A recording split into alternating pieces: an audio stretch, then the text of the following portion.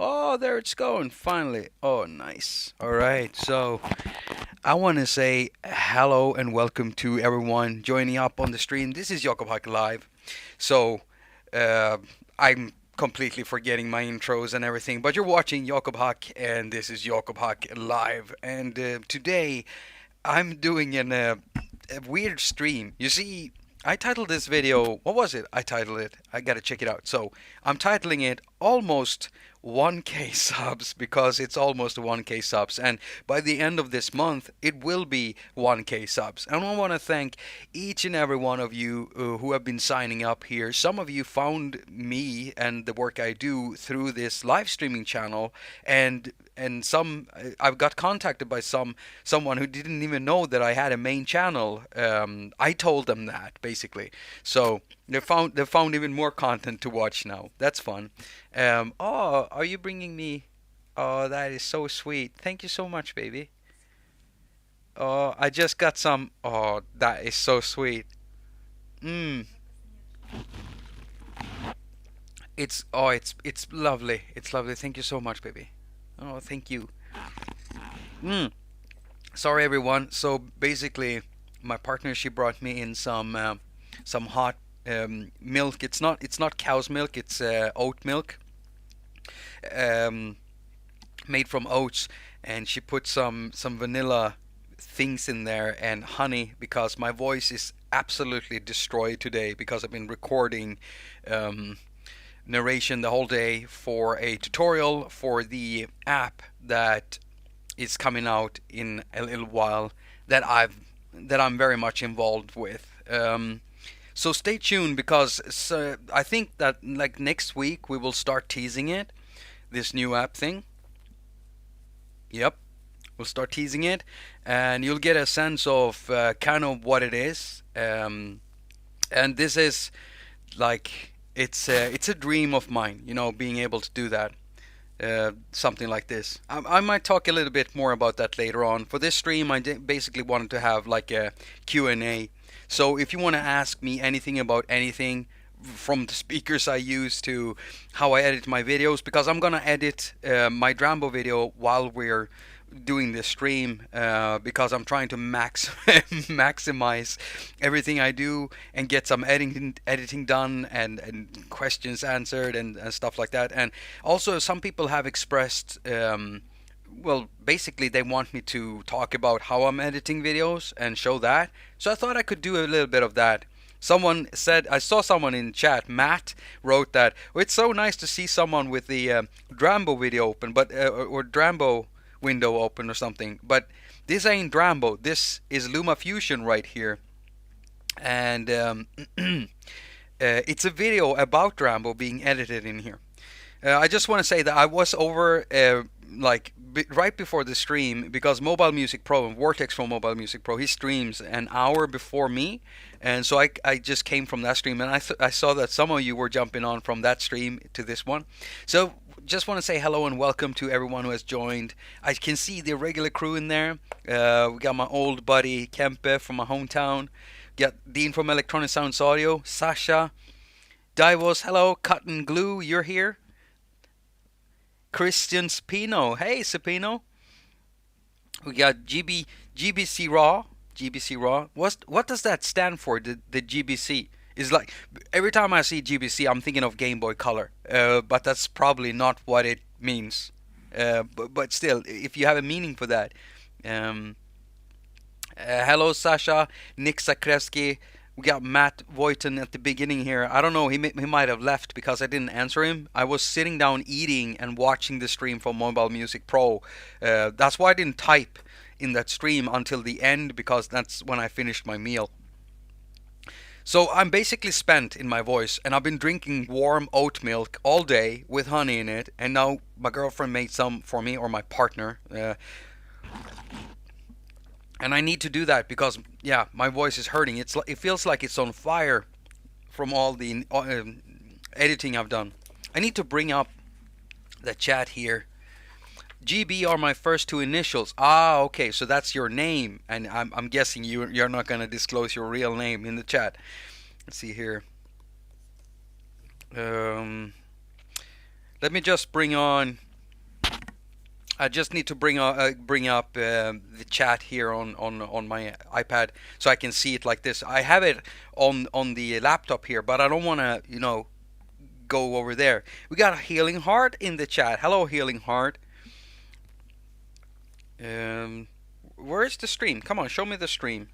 Show me the stream, YouTube. Jakob haQ Live. It should be here somewhere. So y'all got any questions? Any questions at all? I'd love to answer them about anything. I'm guessing that a lot of you are might be core viewers, and so a lot of you already know a lot of stuff about me. But this got to be something you wondered over that you want to know. My shoe size, which I wouldn't be able to tell you my shoe size in any other measurements than yeah, you know what? Never mind. Don't ask me about my shoe size. I don't even know it myself. Let's see here. Oh, now I got the chat up. I got the chat up. Nice. Great. Basildon. We got Basildon in the chat. Ah, my. So questions. I've seen you use nano control, etc. But what DAW do you use them with? Well, here's the thing. My most used DAW is Cubasis, and I don't use Cubasis 3 because it's still riddled with bugs. And I even talked to a viewer of mine who posted some stuff because quite recently I did post a picture on Instagram, Twitter, and Facebook where I'm showing basically some headphones that I'm using and my monitors, because I've been sitting and mastering and mixing a track that is supposed to be used for a trailer for this app that we're gonna release. So I've been working on that, trying to get the mix right.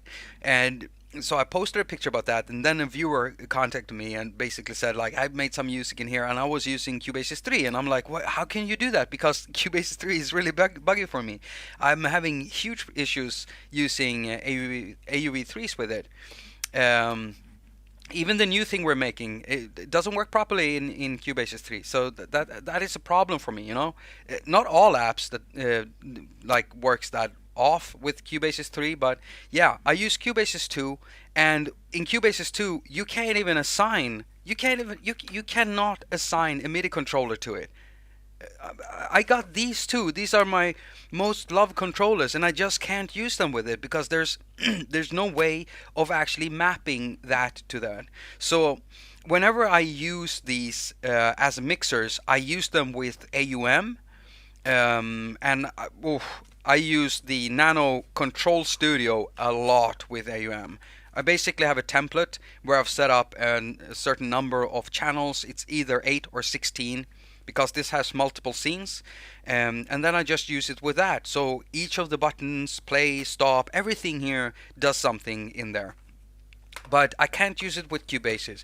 I also use it with Core Gadget when I work with that, which is perfect because it's got a native mode for Core Gadget, which you can set inside settings. If you open up the settings app icon thing, and you go down and you look for the Core Gadget app, then you have a mode in there where you can switch a native mode on or off for the nano controllers, basically.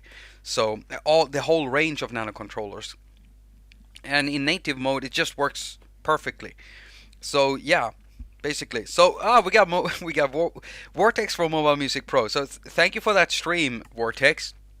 I was sitting and eating while I was watching it, so I didn't type anything until the end because that's when I finished my meal, basically.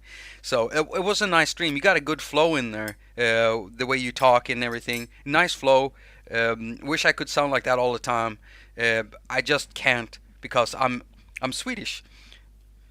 I don't know. I don't know. That's a weird reason, right? That's a weird reason.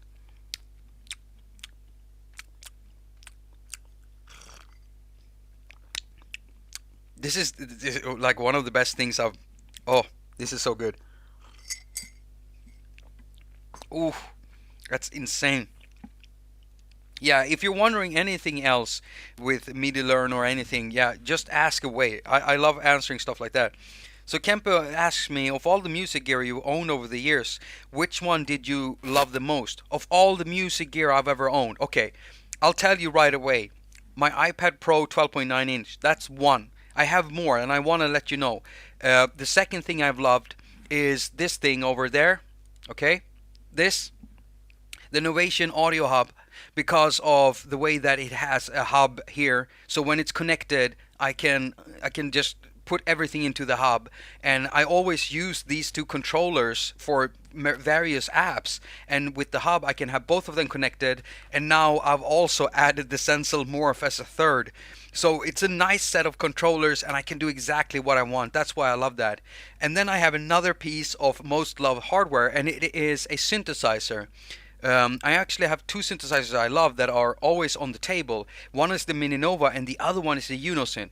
And the Unisynth, out of all the hardware synths I have, oh god, I just love this one. I just love this one. I keep popping new batteries into it all the time, and I forget to turn it off sometimes, so it eats up the batteries. I love it because of how it sounds. It's the first hardware synth that IK Multimedia made, and you know, the first time you make something, to get it right, which they did, is just, I think that's pretty amazing. And now I have a fifth thing or fourth that I like, and it is these monitors right here. Okay, the monitors, man, the monitors. I'm telling you, these are sick. I mean, it's insane. They drop a few monitors and they manage to get it right. So I'm just impressed. I'm impressed by that company altogether, in the way that they've handled musicians and artists, and how they treat them. How when you do a job for them, they pay on time, no hassling, and the first things they make, they're really good. So yeah, I think it's interesting how that works. But I do have. Oh man, you asked me about one thing. I'm telling you about loads of things. I do have a new piece of gear here that is turning out to be quite interesting, and it is the. I'll show you. I got sent this. I'll be back in a little while. All right, I got the box. Okay, so I got a package sent to me all the way from Japan. And I want to send a big shout out to Yusan over at Sonicware for sending me this. So I gotta show you this. This is pretty cool. This is pretty cool, actually. So this is the Sonicware Live and 8-bit wraps. It's a Kickstarter backed hardware device. It's in a plastic casing, and if you look at it, it's got design elements from. I mean, look at it. It's got design elements from Electron devices. It also reminds me of the OP1 from Teenage Engineering, and also the Volcas. So it's got like sync ports in and out. It's got MIDI, and then it has line in and out and headphone port. It can be powered with battery. And it's got a very chiptune kind of engine and some really great sounds in there. And the cool thing with the interface is that it works like a Teenage Engineering device, and also works as a kind of like Electron devices, in that they have multiple menu items, but they're really easy to access. So if you want to access the secondary functions on the knobs, you just hold down this button here, and it's clearly marked with a little knob underneath, and then you have the second function. Same thing with the function buttons right here. You have a second mode, and I love that. It's like working with pocket operators or an OP1 or like the Electron boxes, some of them, you know. So it's I tried it out like today a lot, and it's got a really nice sound to it. So it's starting to become a favorite. So it's probably gonna end up on the table together with the Unisynth and my Novation Mini Nova, which is my third most loved synthesizer because of how deep and versatile it is. So yeah, I'm sorry, Kelly, I can't give you any other answer. It's just I got a favorite in every category. Basically, if you ask me about my most favorite microphone, I got a favorite there too. Yeah, it's just I can't help it. Sasha, I think, yeah, is it Sasha? We know almost everything about you. You think you do, but you don't. So keep asking me. Crazy how cheap those monitors are too. Yeah, they're pretty fantastic for the price there, Vortex. You're right. Uh, you've always been partial to the 8-bit styles. Yeah, well, is there something wrong with that? There's nothing wrong with that. That's perfect. That's perfect. It's the best sound ever. It's the best sound ever. Why do you think that I went out of my way for anyone who hasn't seen it? Okay, so any new viewers, just stick around. I'll show you something cool. Oh yeah, baby. I'm ripping this one out. It is so dusty now, but I have to show you this. I just have to. I just need to dust it off. So this is an old Commodore 64. Kalle. You've seen this one. So this is an old Commodore 64, and it used to be a Commodore 64 computer, but it's no longer a Commodore 64 computer. If you look at the back, all the ports and everything is gone, and I've put in MIDI ports in here. So this is a MIDI in and MIDI out, and then there are sound connections here. Now, if we open this up, it's got a long 32 character display and a little knob over here and some buttons. If I had time, I would redesign and write a code for a new interface here with new buttons. But inside it, we find a whole set of circuit boards that I put together. So this is built on a MIOS chip, basically. This is MIDI box. So it's got two SID chips in there, coming from pulled directly from Commodore 64s, and that's the sound chip that makes that 8-bit sound. So it's an incredibly it sounds great. And so what you get is you get 8-bit chip tune SID chip authentic sounds in stereo with this thing, and everything works in it. So there's a built-in arpeggiator in there. There are 3 sound engines, like 3 oscillators. There's loads of stuff inside the SID chip, and the filter in it sounds good too. You can use all of it with something like this. That's how much of an 8-bit nerd I am. So when I saw the 8-bit live and warp from Soniccore, yeah, of course I was a little bit like, I gotta try that out because that seems yummy. Oh, I'm filling up my floor with stuff. Let's see here. iLoud MTM are 350 per unit. Cotton Glue thinks it's expensive. Actually, I don't think it's that expensive, but depending on how much money you have, like for myself, it's still a lot of money, but I can tell you that it is an investment. And let me tell you something else, because some of the most prominent British EDM producers of all time, these guys started out with very little money. So the way they solved that was by using just one speaker. Like, for real. Some of the best EDM music coming out of England during the 2010s and between 2005 and 2015 were coming out of bedroom studios from people who were monitoring their stuff on one speaker because they couldn't afford 2. They got another one later on. So they were mixing it all in mono, and if they wanted to mix stereo, they were flipping channels just to see what was going on. They were flipping the stereo mix and stuff.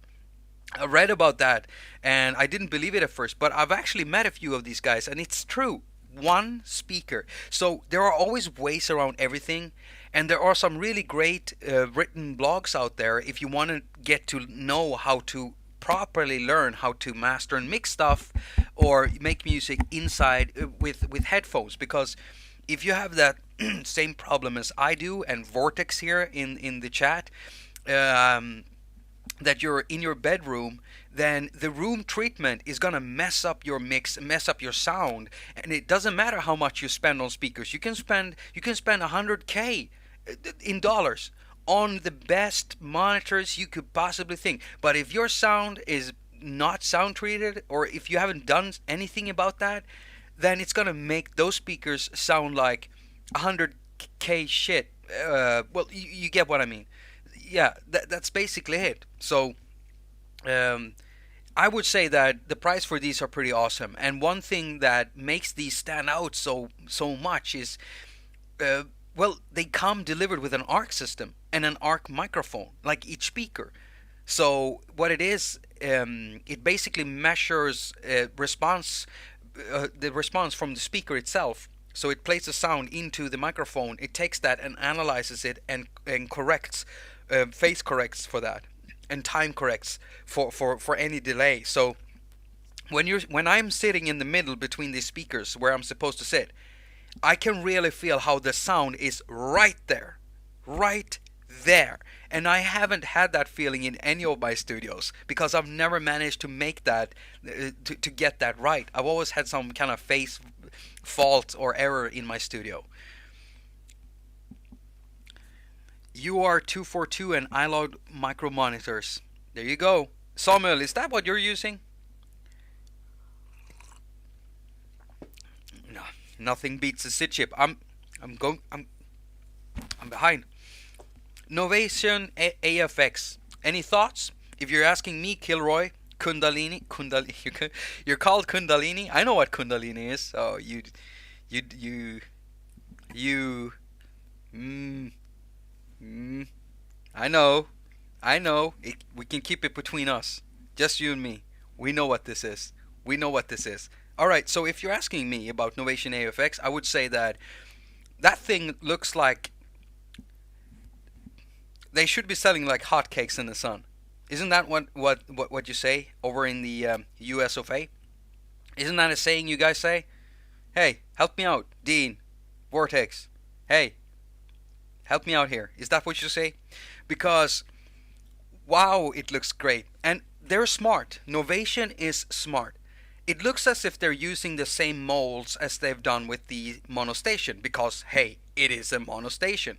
Wait, is it a monostation? Is it a monostation? No, it's a what's the name of it? What's the name of it? It's base. It's type in the chat. That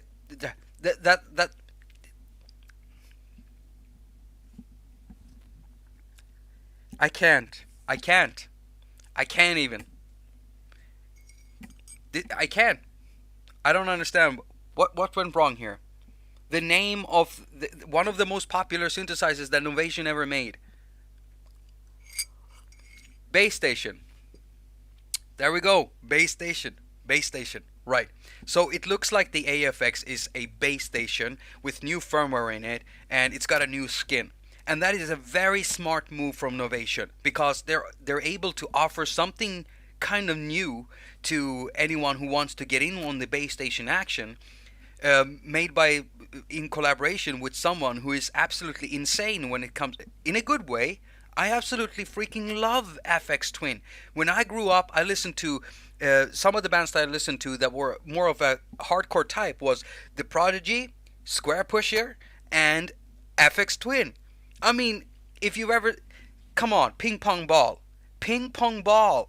And if you're new and you've never heard of FX Twin, if you're young and you've never heard of FX Twin, look up the track Ping Pong Ball. And here's the thing, today people want effects. They want effects that can make that type of sound. Just know this, that Square Pusher, FX Twin, whenever they did some rapid stuff, rapid sounding sounds in their songs, they were sitting there cutting it by hand. Just remember that. That's how insane they are. And another thing, when I do stuff like that, I too do it by hand many times, just because I know that thing. It's quicker using something like a Stutter Effects or something from Drambo. He makes a great app that does that stuff, but I just like cutting it by hand with samples. Good evening, Russ, and good evening, Francisco Nunez.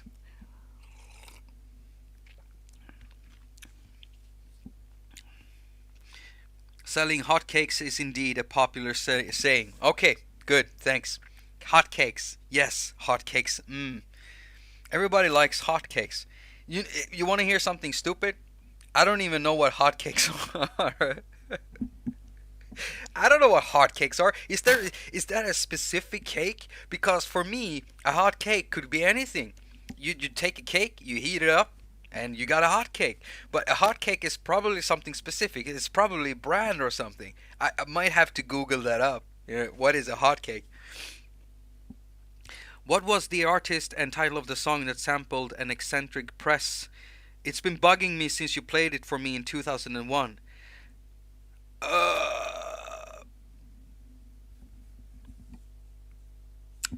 Um,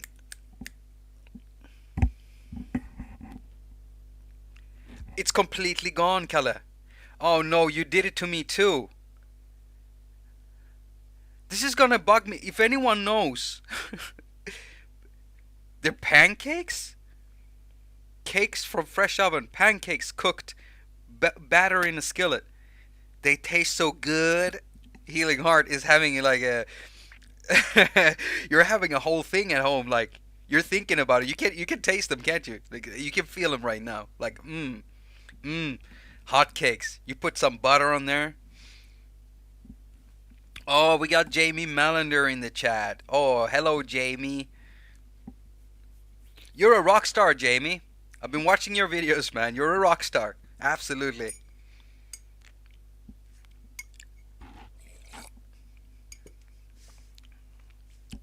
Didgeridoo is a top Aphex Twin track. Excuse this spelling. I don't mind the spelling, man. Don't mind it. With syrup button on top. Syrup, but it's gotta be maple syrup. I'm a complete sucker for maple syrup. Why are we talking food right now? I don't even know why we're talking food. Something's wrong with me. I'm just all over the place. I understand why some people tune into my streams. They expect me to see me do stuff that that is actually in the title, and then suddenly I'm just talking about food instead. What's up with that? Jamie is a rock star. Maple syrup delivery vehicles. Like vocoder Arturia firmware update. Kilroy, yeah, that's what it feels like. The innovation thing is, and I think the AFX looks hot. It looks so cool with that Aphex Twin da capo thing in the A on that synth. I think it looks amazing, and the price is great. It's a great price for that synth. So I mean, you're still getting a base station, an FX Twin type base station, but it's a base station for that price. It's got a good size, and for them it was a smart move because they don't have to change their molding or develop a new type of molding or anything. Molding, not mold, like mold as in the stuff you get from wood and food, but mold that you when you do hardware stuff, when you pour the plastic in and stuff like that.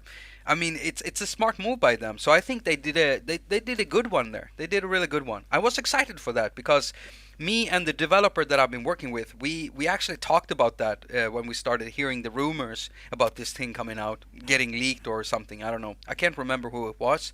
Maybe it was Synth Anatomy. I think it might was it Tom Weiss that did that? I can't remember. By the way, Tom Weiss and Synth Anatomy is another blog that I also check. I check Discord. DISCCHOORD. Discord, not Discord the chat app, but Discord the site. And one of the longest running ones when it comes to iOS. An older one would be Palm Sounds. And then of course there's Synth Anatomy also. Those are like. I don't know if Palm Sounds is still running. I don't know if Ashley Elston is still doing that, but the other two guys are definitely, and I check those blogs. What blogs do you check? I mean, I check others too. I check CDM. I check Synthopia. I check sometimes. I check like Sonic State and stuff like that too.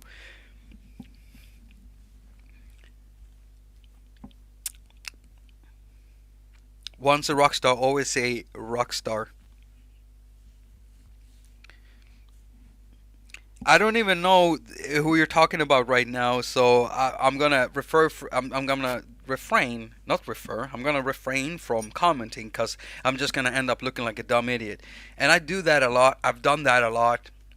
Oh, by the way, for anyone in this chat who saw, or anyone watching who isn't chatting, because I know you're there. I know you are there, creeping in the shadows like I do. Whenever I watch someone else's videos, I just creep around in the shadows. I don't say anything because I just want to watch sometimes, you know. I interact most of the time anyway, and sometimes you just want to be a spectator instead of engaging with everything. And I forgot what I was going to say, so it doesn't really matter, does it?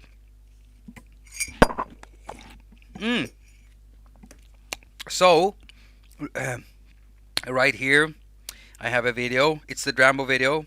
I played a little bit of the intro last time in the last stream, and I haven't had much time to work on this.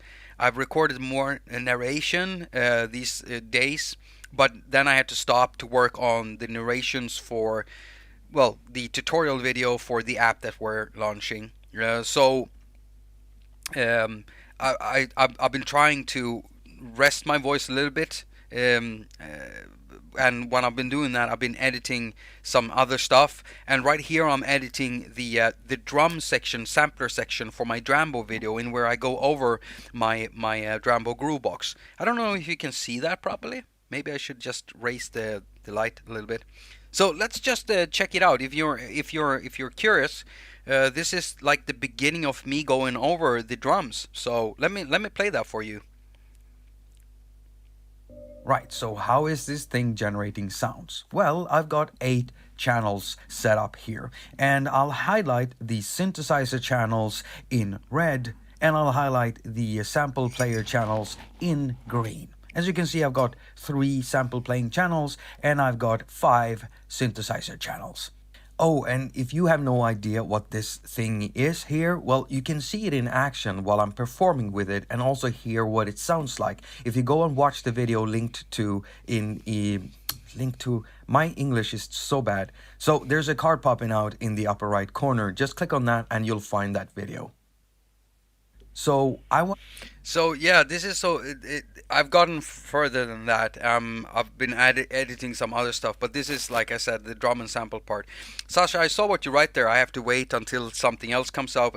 I really don't, because this is just me explaining the Drambo groove box and going over it, because a lot of people have been asking about that specifically after they watched my live performance video with the groove box, and so that's what it is. And I told everyone it's going to be a long and boring video, but people want it anyway. I don't know why, because it feels boring, because I'm literally saying in the video several times that my work is not good. Do not build it like this. I mean, the last video I posted was how not to build a sound absorber. The thing that is right there with the with a really ugly crease. I can't get that out. Please, can you just disappear? It looks so unprofessional. Well, either way, I just did a video about that.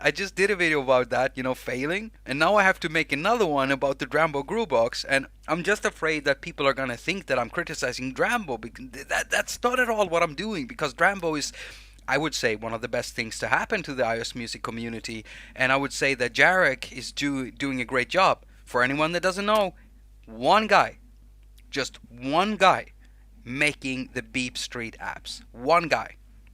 And he's been doing such an amazing job and doing so many updates, introducing so much stuff. It's just insane. I can't even keep up with it. And so I wanted to do tutorials and other stuff many times, but there's something new, and then I have to account for that, and the script just kept getting longer. In the end, I just decided, you know what? I just want to have fun and play with it. So that's why I recorded this live performance that you can see in here. I did that and posted that. And then, of course, people want to see, how did you build your groove box? Share your groove box, Jacob. And I'd really just want to say, no, you don't understand how badly I built it. You're going to understand it when you see it. But yeah, here's one thing for those of you who were wondering how I edit my videos. When I put in the boxes, it's basically just a text layer. That's it. So text layers can hold anything inside LumaFusion.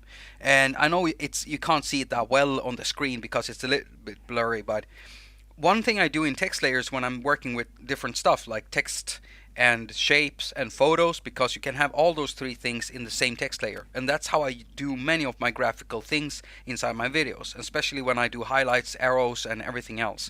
Well, I also use spacers to not get lost inside my own text layer. So as you can see here, you have lines here. This is actually a picture that I saved, a very tiny picture, so it doesn't take up any RAM or any space, only a few kilobytes. A very tiny picture of a waveform, and then I named it this. And what happens is when you load a picture with a name on it, it will display the name here. Only I wanted it to look like a spacer, so I did like equal signs, a long row of equal signs. And so when I load it, I can now use that as a spacer, and then I just move the picture to the side. So that's how I'm working in text layers to keep my stuff neat and tidy. So that's a little pro tip for you. Might caption this or make a little clip of this and put it up on Instagram later on. I know a lot of people wants to know how I streamline stuff in my video production stuff. Clear your desk and hit the crease with steam from your kettle. Yeah, that could work. But yeah, the problem is the way that I've put it up, you know. If I don't know if you saw the video, but duct tape, it's good and everything, but it doesn't keep the fabric stretched. Don't know why I thought it would either. Oh, we got Accurate Beats in the stream. I don't know if you saw my last video, Accurate, but you're featured in it, definitely. Mr. Velcro, Mr. King of Velcro. Oh man, I've bought a lot of Velcro after, talking to you and meeting up with you, which was one of the best experiences of that trip, was meeting up with Accurate. He's such a...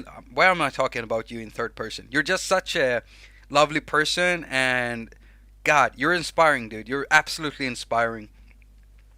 I purchased so much of Velcro stuff. So I purchased Velcro that has like a sticky tape to it, but then I purchased some that doesn't. And what I'm gonna use them for is basically just wrapping my cable. So it's like this thick, like thinner than my finger, like that, and yeah, almost like that, like my little, like my pinky, like my little pinky.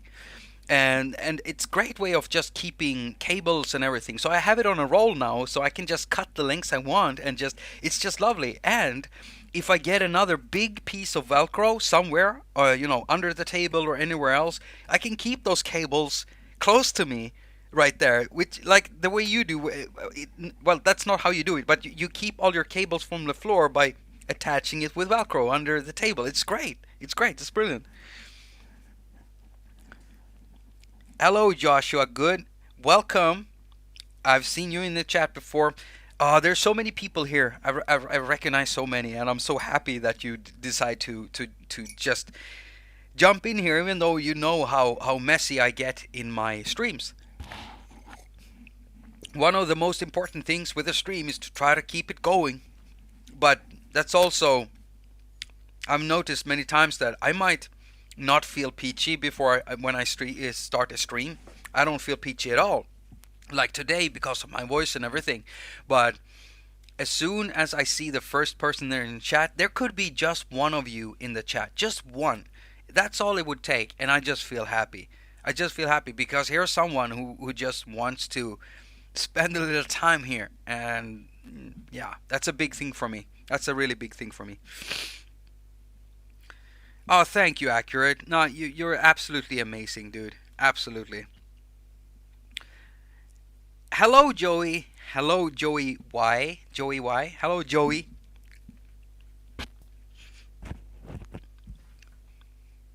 By the way, I was gonna say something. Oh, okay. Do we still have some YouTubers in the stream? Except from Accurate Beats. I know you're here. I know that that Vortex was here before. I don't know if you're still here, but I will be contacting some YouTubers now, because I want them to have a look at the work I've done with the app that is gonna come out, and see what they think about it and stuff.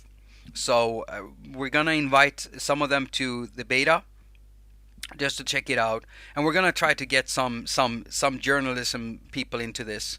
Uh, me and the developer who has been working, we're always, we're the lousiest people when it comes to like doing real marketing, and that's not something I've never marketed a product like that. I've tried to market it in my music and stuff. This is a bit different, okay? This is the first time for me, so I'm very nervous, very very nervous. But it would be cool, and I think there's a lot of YouTubers out there that would like what we've done really well because of how it sounds and what I've tried to do with it. Yeah, I'm so nervous. What if everybody hates it? Both of us are nervous.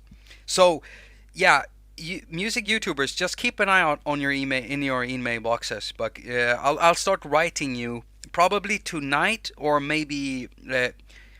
I think I might get to most of you this evening as soon as my stream is over. Because he asked me, the dev I'm working with, he asked me. And I think I've told you in chat before who the dev is. So the dev I am working with, for those of you who don't know, is Kai Aras. And we've been working on this project for over a year. Definitely more, could be more. I think I mentioned this idea to him back in 2018 or something like that, even like early, I think. And then, yeah, it's been a long way, and it feels sick because yesterday I sent over the final preset package of the stuff I had been working on for a very long time. I just sent it over, and he cleared it. So we've gotten quite some way with this. It's sick. It feels weird. Build it and they will come. Holding it down, still here. Hey, look at that. If it's Swedish, you could talk to the Ny Teknik newspaper, maybe for an online article or something, or the studio newspaper if that's still around. Yeah, I'll check out. So we got Andrew from Perfect Fifth. Hey, Andrew from Perfect Fifth. Perfect Fifth. Are you the guy who told me that you're pretty young, young of age? I'm always curious about that because when I look at my statistics, I know I have a few young people who are watching, and mostly my views are very even on YouTube, unnaturally even actually. So most of the views on my entire channel comes from people from like what is it? Let me just try to bring it up here. Let's see here. Do I have that so I can show that?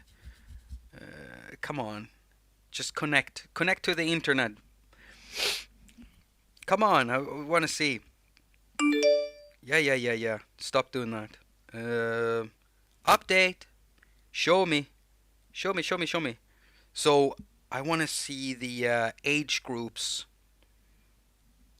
Alright, so here we can see. Right, okay, so I'll show you some stats. I know it's kind of hard to see right now. So I think you might be able to see that. Alright, so I just want to show you this, okay? So this is what it looks like right now. So I'll tell you, maybe you can't see that well, but here we have ages 13 to 17, and then it's 18 to 24, 25 to 34, 35 to 44, 45 to 54, and 55 to 64 and 65 and over. So those are the different age groups that YouTube uses to categorize content and channels and stuff, and depending on how popular it is. And when we look at what I'm actually getting in views, overall on the channel, there's 11% of viewers who are actually from 18 to 24 years. When we look at ages 13 to 17, it's 9%. It's the smallest percentage on my channel. And that's why I'm always curious, because I don't think that I'm very interesting as a content creator for people at that age, probably. The biggest groups are from actually from 25 to 34, 35 to 44, and 45 to 54. And it's quite unusual to have it look like that, actually. So it's before mid age and after mid age.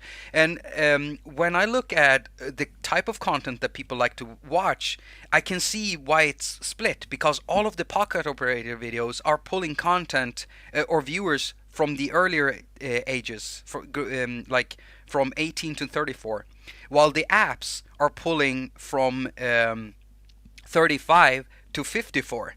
So that's basically why I've got such a split. And then of course there are some viewers that watches both. So I'm always. Andrew, you said yes. Oh, all right. Okay. So you are one of. I think you might be one of my youngest viewers. Um, So whatever you're doing, just keep doing what you're doing. And like I said, be careful with your ears because you got so many years ahead of you. So you don't want to push push that bass too hard. If you, especially if you're using in-ear headphones and stuff like that. Because I've got tinnitus myself, and Dean from Electronic Sounds, he's got some pretty bad tinnitus, and it's not a fun thing to have. You can learn to live with it, but it's not a fun thing to have, and you don't want to have an onset of tinnitus too early in your age because it could be hard to cope with that and learn to properly like listen to stuff and try to think away that, because that can really mess up with your mixes. And I'm so impressed with Dean from Electronic Sounds Audio, because that guy can really produce music, and he can mix it and he can master it, and it sounds absolutely amazing even with having like tinnitus. And when I mix and master it, I'm not shit, but it's not far from it. That's what I feel, at least. Just saying, just say, be careful, man. You want or I'm assuming your gender. I hope you don't mind. I'm sorry. I shouldn't have done that. It's my stupid upbringing, living in a world where everybody assumes everything and that stuff are supposed to be in a certain way. We are all creatives, and many of us, most of us, don't even think like that. We like trying out things. We like thinking critically about things. We like asking questions. So yeah, I think it's like old world manners that sticks with me sometimes, and I'm trying to get rid of it. My partner, she's been teaching me a lot about that, how I say things that might be considered offensive, even though I don't even consider it being that until I think about it. Who wants to be offensive? Well, it depends on. By the way, have anyone in here ever heard about clowncore? I absolutely love clowncore. Clowncore is amazing. Brilliant, brilliant musicians. You can only make music like that if you are a brilliant musician. That's just the case of it. And I think I know their identities too, who they really are, because there's another channel with a group called Knowing, with a guy there, and he does music with this other guy, and he plays a saxophone, and it is them. It's definitely them. It's definitely them. And just clowncore. If you've never checked it out, do yourself a favor. It is very odd, wonderful, insane, in the best possible ways. Clowncore. CLOWCORE. Check that out. It's amazing.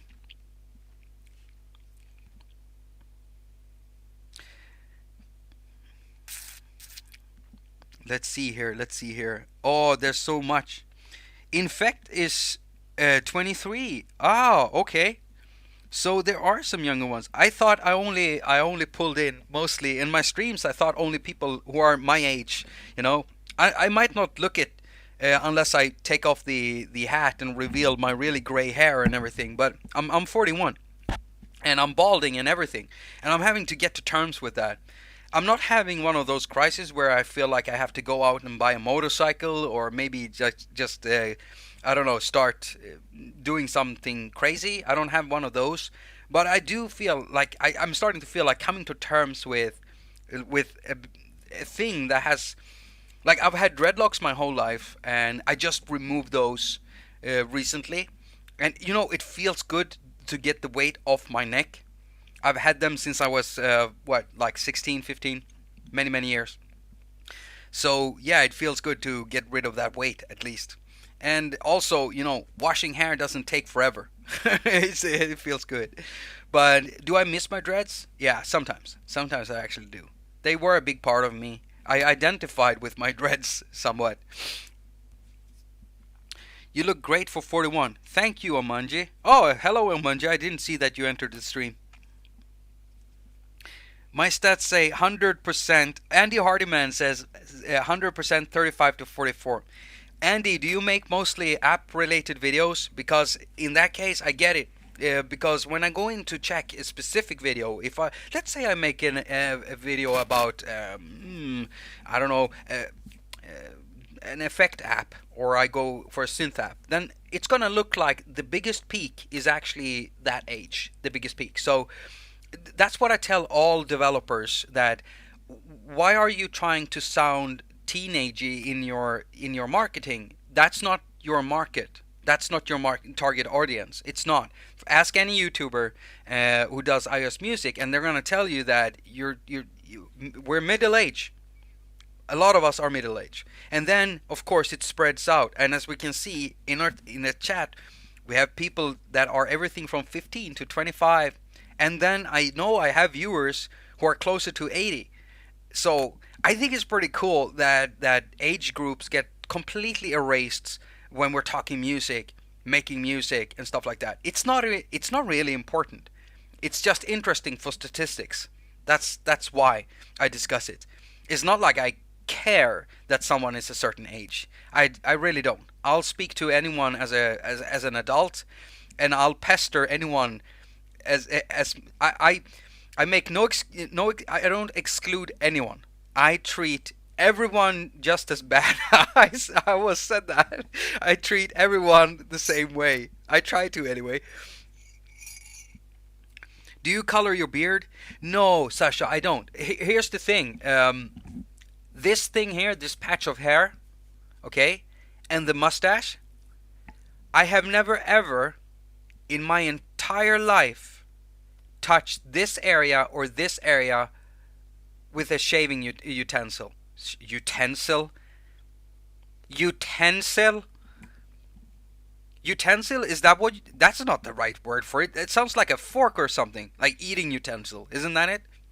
I have never shaved my beard. Never shaved my mustache. Ever. I've never shaved my mustard, everyone. I don't shave my mustard. My mustard stays the way it is. I know what I'm saying. I know it. I call it a mustard. It's not a mustache. It's a mustard.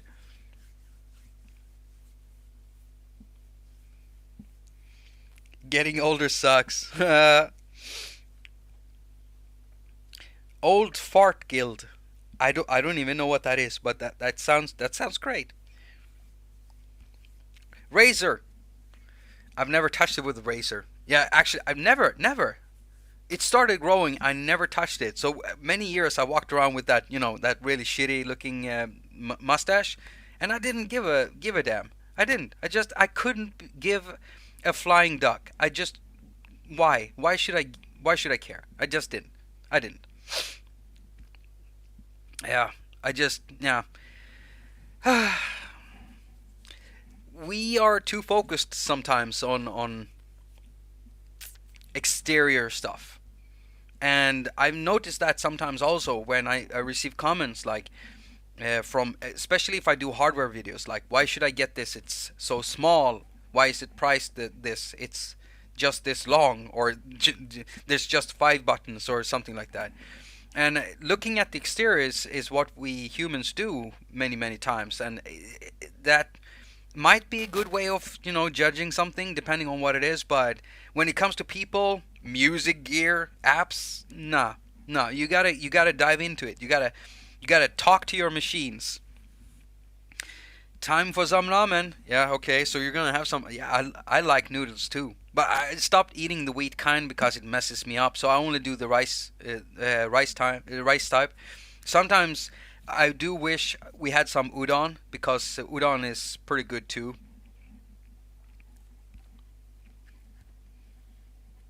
At the end of the day, it doesn't matter how old you are, it's the person you are. Yeah, and I try every day. What is it that Brambo's told me. He told me I try to be like every day. I try to be not an awful person. Yeah, yeah. Trying not to be an awful person every day.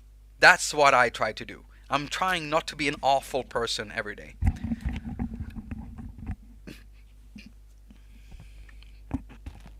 My parents forced me to shave. Well, that's just the way it is. When you're your age, your parents, they're doing everything they can to like protect you. And I know that might feel like unfair sometimes, but you have to realize this, that whenever you feel like they're doing something to you that feels like as if it's unfair, or as if it wouldn't really be big of a deal if I did this thing, or if went to this person at this time of the evening or night, it doesn't matter if I sleep over here or do that. Whenever you're feeling like they're being a bit unfair or harsh to you, they have one of the most important jobs in the world, and that is keeping you safe. There can be no other more important job when you are a parent. I'm not a parent myself, but I do realize this. I do realize it. And I do realize it because I understand my parents better now, because they did not have an easy time with me. I was a real shitty kid when I was younger, and I gave them a lot of grief over that. I many times I I swear, I get so angry about the way that I behaved towards my mom and my dad, because they were trying their best. And that's the thing. They're trying to protect you and give you the best ability, like the best chances in life. And they might think that some things are more important. And that's only because they've lived longer than you. So they might know a thing or two. So if you ever feel like they're being unfair, just step back for a bit and, calm down. Calm down. Just calm down. It'll be okay. It'll work out. It will make sense at some point. It will. And you're gonna sit just like me, maybe, hopefully, in a stream, telling people following you for whatever reason, or into a classroom full of people. You don't know where you're gonna end up. You never know. I really didn't know when I was at your age.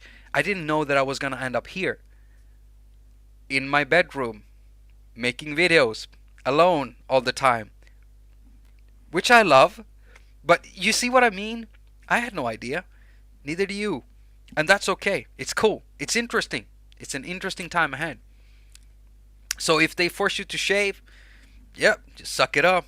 Shave that thing. Me, like I told you, I gave my mom and dad grief. And I regret that now. You don't want to end up sitting a 40-year-old man in a bedroom making videos, regretting bunch of stuff. Take it from me. I'm an expert at this. I mean, I've been a somewhat of an asshole most of my life, and I'm having to pay for that now. So yeah, if you have the chance of listening to your parents and not being a complete dick about stuff, that's good. That's good, and it should be encouraged. I'm 50 now. I'm entitled to be miserable. Russ, yes, you are. You are entitled to be miserable. But hey, you don't have to be miserable all the time.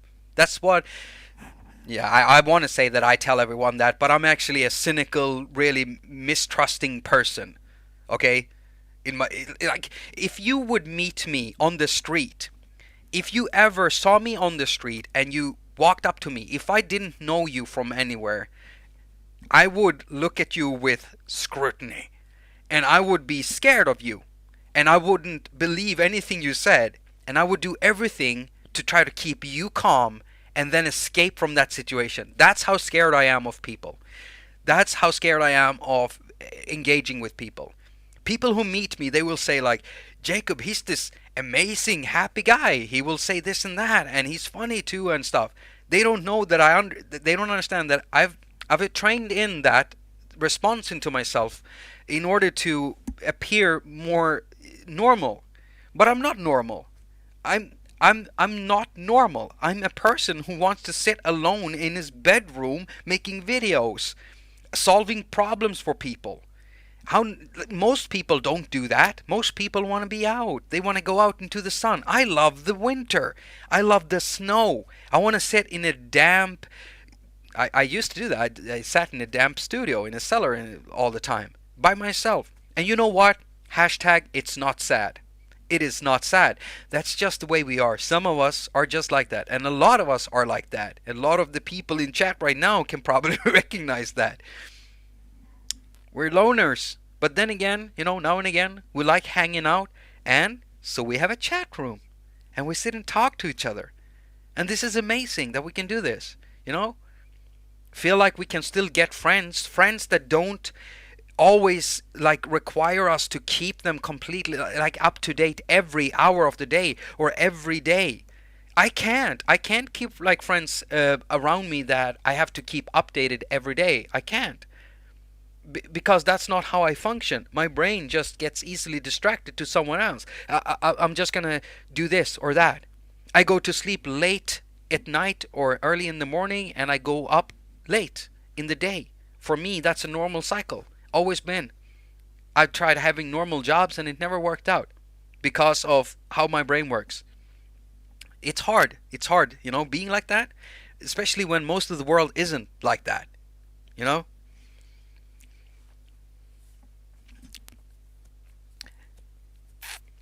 If you don't mind, do you record your iOS app's audio into the iPad directly from the app or into a Mac slash Zoom? iOS audio into the iPad directly. Okay, so Jonathan Innes, are you asking me about what I'm doing during the stream now, or are you asking me how I'm doing it when I'm jamming at home, recording my music, or are you asking me how I'm making my videos? I want you to be specific because I want to be able to ask properly give you an answer that will satisfy your question, basically. Yeah, whenever someone asks me something, I want to know exactly what it is I'm answering. Otherwise, I might just end up answering the wrong things. There are several streams back when people were trying to tell me in chat, Jacob, you're just answering the wrong question. When jamming, okay, so when I am jamming, I have multiple ways of doing it, but most of the time when I want to record my audio, if I'm doing an iPad jam where I'm only using iPads or maybe one or two hardware devices, I either connect it all to a mixer, and then that mixer, if it's many inputs, I connect them all to a mixer, and then I connect that to a sound interface, and the sound interface goes into the iPad. So into an iPad. I might let's say I do a gig with a Unisynth and the iPad. Then it's easy. What I do is I connect the Unisynth into a sound card. Let me do that. So I'll connect the Unisynth into this thing, and then that goes into this thing. And if we look over here, you'll be able to see that the sound card is connected like that right now. So I might be running AUM on this, and then I have audio units inside it, like drum machines and stuff. So they are playing the drums. They're all loaded on separate channels, and then I have a specific channel that collects the input, the audio from the input coming from the Unisynth into this thing, into there, and then I'll record everything in AUM. So it all depends. If I'm sitting and just producing music, sampling a synth, let's say I just want a loop of this, and then I want another loop of this, well, I'll connect everything the same way with a sound card, and then I'll just open up Cubasis and record everything into there. But it all goes into an iPad. All the content you see on my main channel, all of it, music, animations, like every bit of work I do, whenever I sample something, the narration I record, like I said, if I animate something, the photos I sometimes edit and stuff, it's all being done on this one thing. Sometimes I do the work on here on my iPhone, and then I send it over here. Everything ends up here. I do not use computers in my production work, and I haven't for 8 years. I've been on this platform for 8 years. Before that, though, I did have a big studio. I have one old computer left, and I still have like a full plug-in package on it. I still have Cubase. I think it's Cubase version 5. I bought that license. I have the full complete suite from that time. Back then, I can't remember which number it is. I still have the box up there. I just can't remember. I was using Massive a lot and Absinthe and stuff. So I've had the full deal. And before that, I had a huge studio with loads of gear, big hardware synthesizers and everything. I drank all that away. That's the gist of it, the short of it. I drank it all away, sold it, bought drugs and stuff like that. I've had a real troubled time. My choice, and I have to deal with it. So yeah, everything goes into the iPad. The video editing, everything goes into there. And the way I record it just changes depending on what it is I'm doing. Because sometimes the recording method might not fit that well with what I was trying to do previous. So there are times when I just need a multi-card because I'm using several hardware devices. Let's say I want to use a Unisynth, I want to use a Pocket Operator, I want to add the new Sonic. Let's say I want to add this thing here.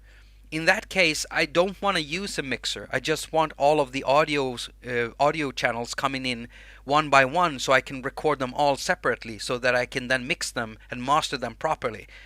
Filter them, put effects on there, do some sidechain compression, maybe do that in AUM directly. And in those cases, I would like to use a multi-card interface.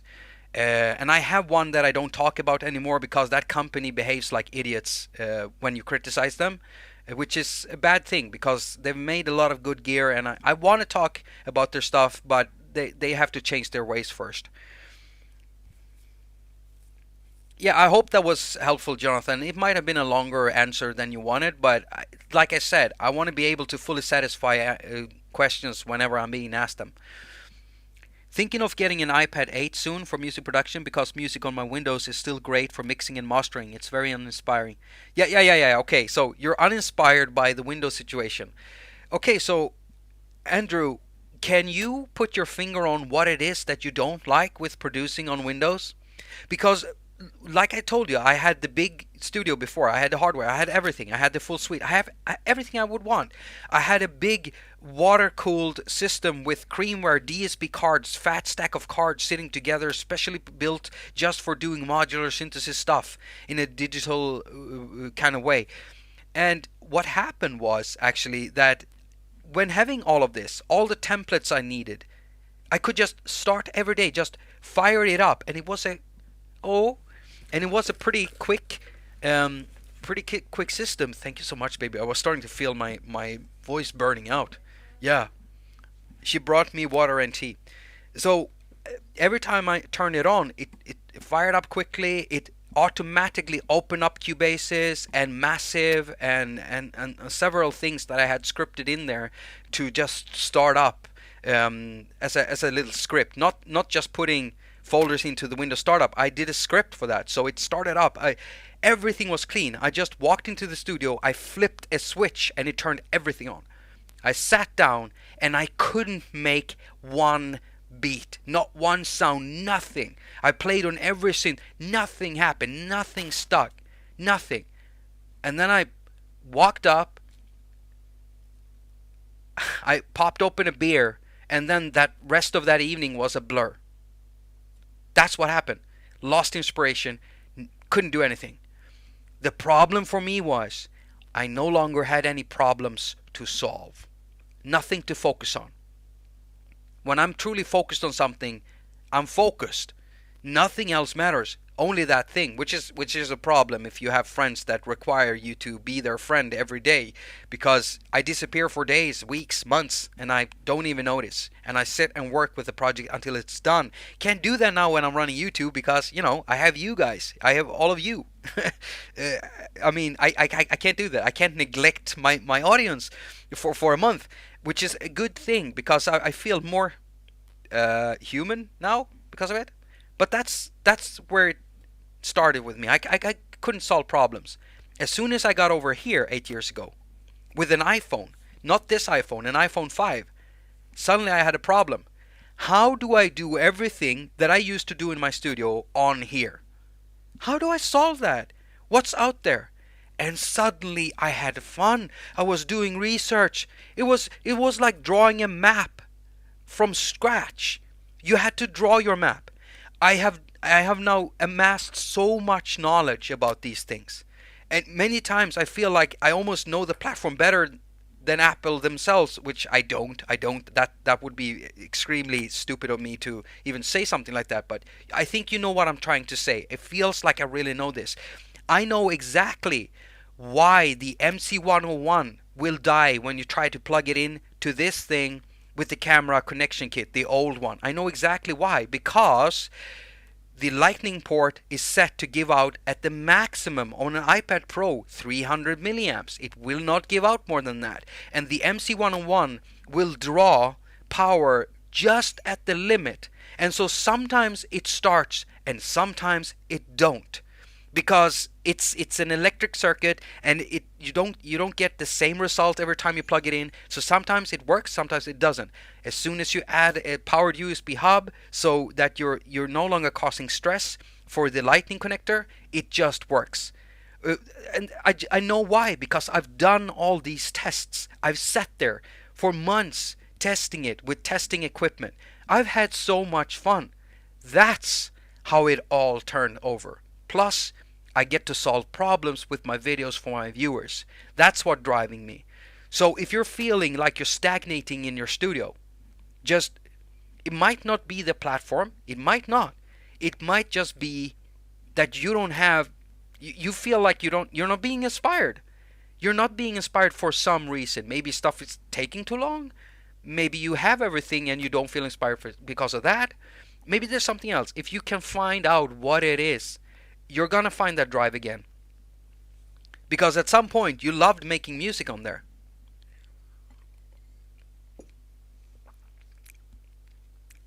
Flow state, it's great till you notice you haven't eaten in 10 hours. Kind of like my voice. It's on fire. I haven't noticed that I've been talking and talking and talking and talking and talking and talking. I've never thought about passing to a mixer and back into an iPad. Yeah, I mean, you can do that. The only problem you have is that you get a cake of everything. That's what I say. Det blir en kaka. That's Swedish. It's just one cake. You're getting one big cake with all of the sounds in it. And so if you want to do individual tweaks to, maybe one of the synths did a little thing there with the filter that doesn't sound too good and you want to edit that out, you can go in there and do it maybe with a spectral filter. But yeah, it's not gonna get there. You're still gonna hear it. You're still gonna know it's there. So the best way would do it in multi-tracks, but when you can't, you can't. And that's what's good about solving problems, because it drives you forward. It keeps you inspired and interested. And that's how all the good ideas come to be. Not by us feeling goddamn comfortable. It's by us feeling uncomfortable, wanting to solve something, feeling comfortable. We want to get to a comfortable state. And if we keep that out of reach, like a carrot in front of a donkey in front of a mule, like a carrot in front of a mule, if we keep that comfort goal in front of us, it doesn't matter. It's like the speed of light. Even if you run at the speed of light, you just can't catch it. With that stick, you can't catch it, but you will keep running for it. That's what you should be doing. And you will always have inspiration. It will always keep you just engaged. And I found that way.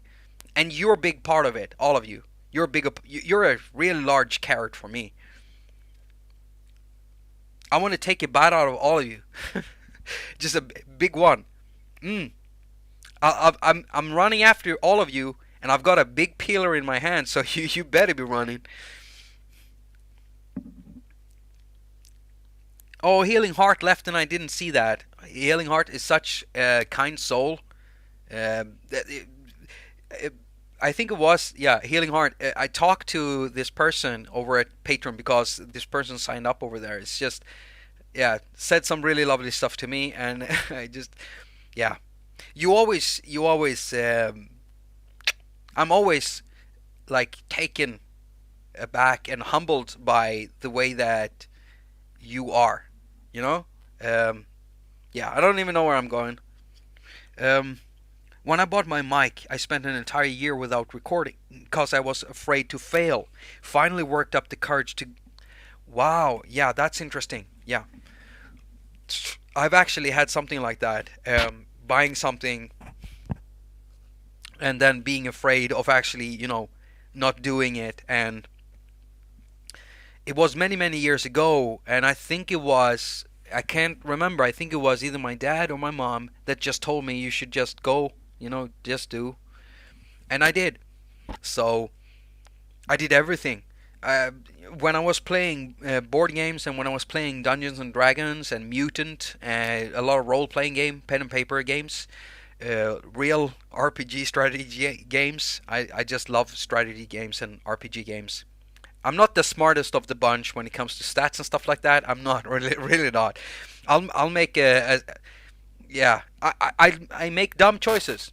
I love to play as a stupid person because I thought it was funny all the ways I could trip over and die in a game. I'm probably the only one that thought that was funny because I wasn't very helpful to the party. Why did I start talking about that? I read something and then I was going to answer something. Afraid to succeed, yeah. Afraid to succeed, yeah, yeah. That could also be one thing. I can actually, yeah. I'm always afraid that somehow I'm gonna make a video that blows up and that it attracts. I want to be careful here. When I say the wrong crowd, I am not talking about people that are stupid or anything like that. That's not what I'm saying. The wrong crowd for my channel would be a crowd that comes in because of a viral video, subscribe, inflating my numbers, and then go away and do not stay to watch the other videos. I'm always afraid for that. That's kind of a success, but it's not, right? Maybe it's not the same thing. Yeah, it's probably not the same thing, but I'm always afraid about that. I don't want that to happen.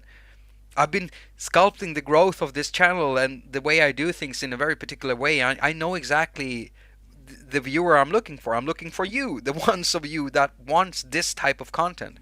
I'm not trying to cater to anyone else that wants something that isn't me. So, yeah, always scared about that. But I've been on stage many times and I had to get over stage fright.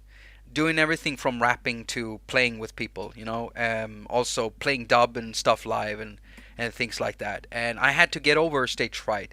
And I couldn't. I tell you now that I failed because I was a drunkard back then. So many times I would like show up to a gig already a bit drunk, and then I got more drunk so that I could do this thing so I wouldn't feel that thing. And it's a bad way of doing it. It's really, really bad way of doing it.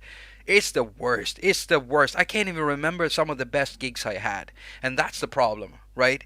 The only thing I have left are photos where I can't even recognize myself because I'm so shit-faced that I got the weirdest look. I look like yeah, it looks like I'm constipated or something. It looks weird.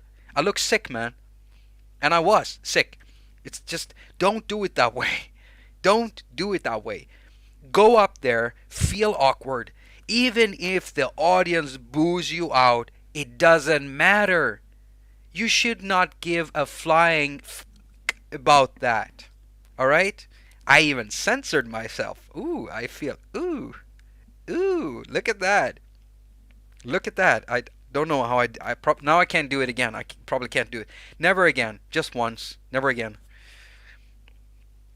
Yeah, I'm glad I'm sober too. Have a habit now and then. Just pick up 4 apps, make a track, helps me getting lost with all these toys we have. That's also one way of doing it. New apps that inspire. Yeah.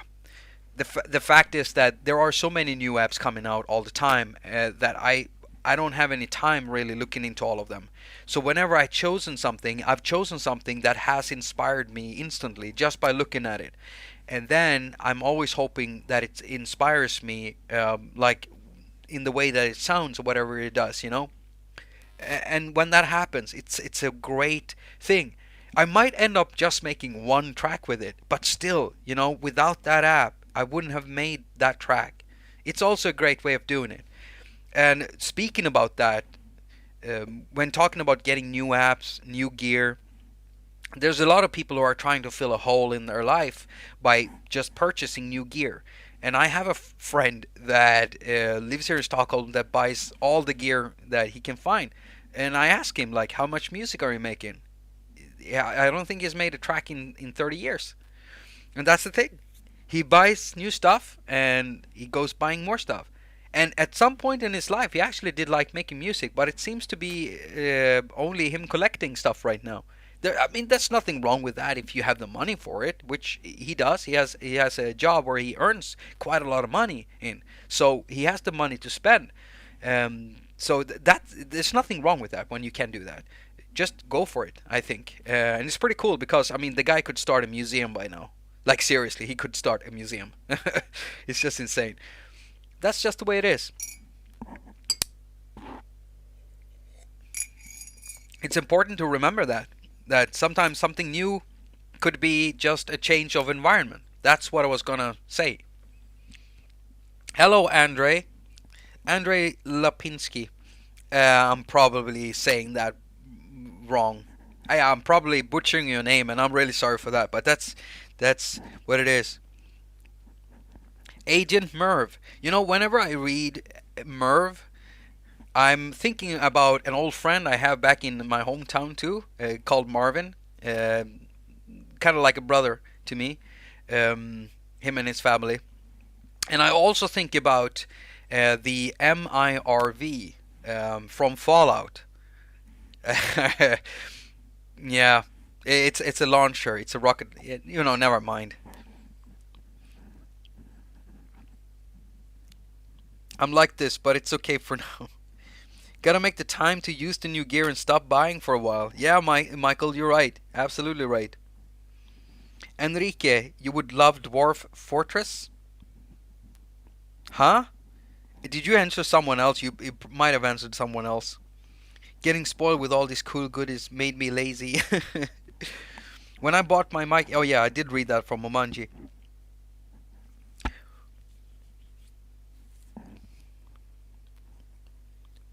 My real name is Marvin, actually. Oh, Agent Merv. Well, there you go.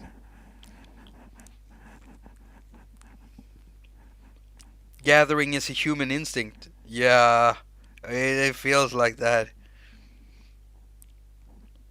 I don't need stuff. For the longest time, I was on a crappy old HP laptop from 2009. Yeah, you know what? Kalle, are you still here? Because if you're here, Kalle, um, I'm not sure if I still have it here. Oh yeah, I do. I do actually. I want to show you guys something. I have a computer. I only use it for games right now, but I want to show you something.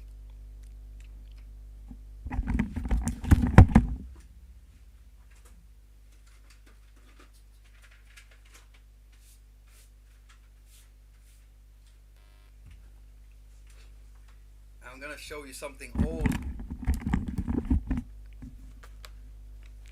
Oh my god, this old thing.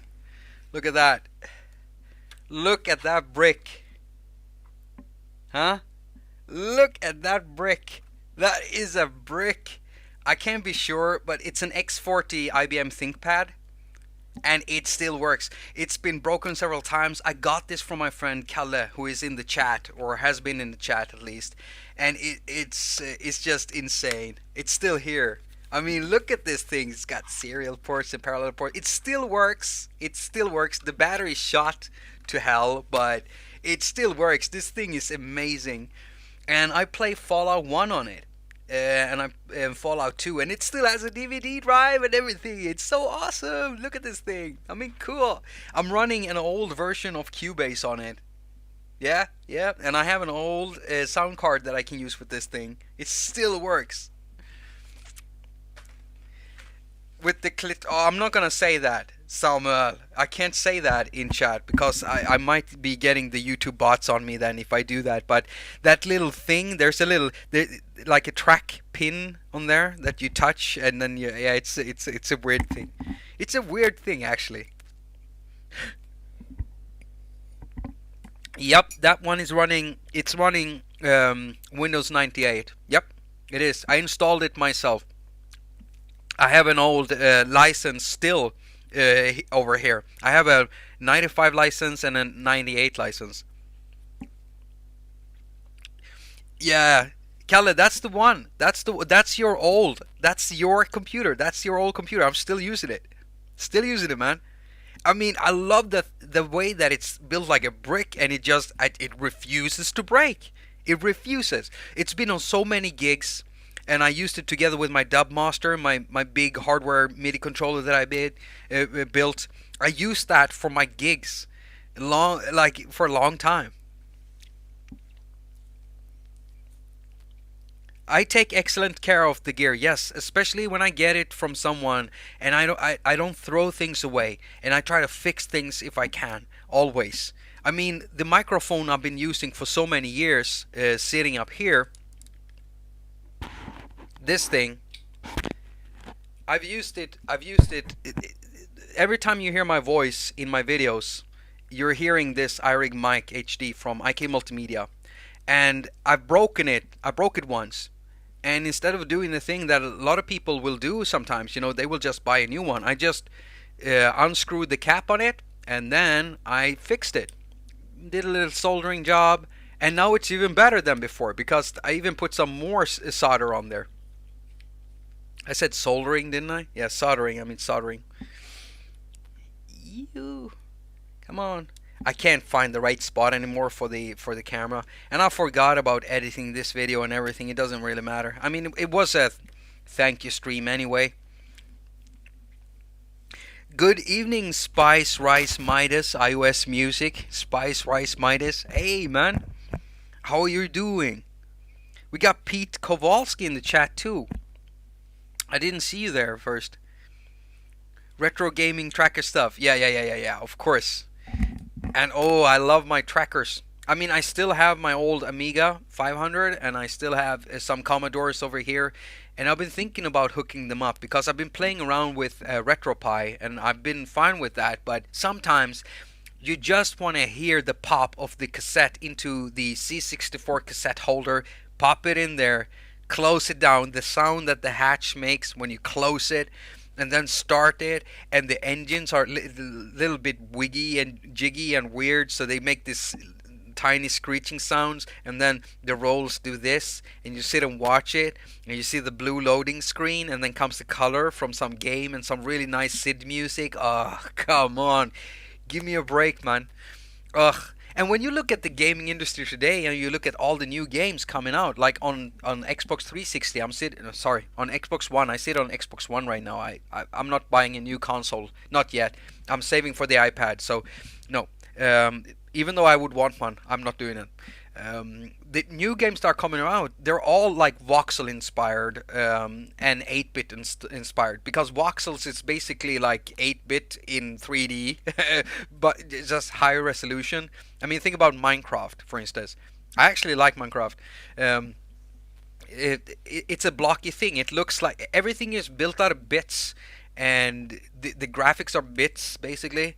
The kids today are growing up with that. They're growing up with stuff that we kind of grow up with. So the old games works. It's insane to me.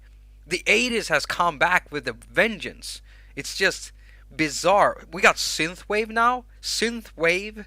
I mean, it's bizarre. It's lovely. Davy Pooh from Davy Pooh, Davy Pooh, the music minstrel, who is also an iOS music content creator. He said that too. He thought that I think I got it from him even. He said that synthwave is the most ridiculous, most loveliest thing that ever existed. Yeah, I think so too. I just love typing in synthwave on Bandcamp and then just listening and getting this retro new feel of being back in the 80s as a kid. It's just insane. Look at the series Stranger Things. It's taking everything 80s and just putting it into a very neat package. I mean, it's just lovely. And now we got the cyberpunk inspired era is coming now, and that's also a lot of stuff coming from the 80s in the movies and stuff. I mean, come on. It's a lovely time to be alive when it comes to art styles and music and everything. We're getting the whole synth wave, the retro wave coming back. We're getting the 80s cyberpunk era just saturating all our movies and games and stuff. Amazing. We were always suckers for the fat FM sounds. Yeah, yeah. Shouldn't should never have sold that DX, Kalle. Man, man, we had a DX. We had it. Didn't we? Like, didn't you have like the DX7?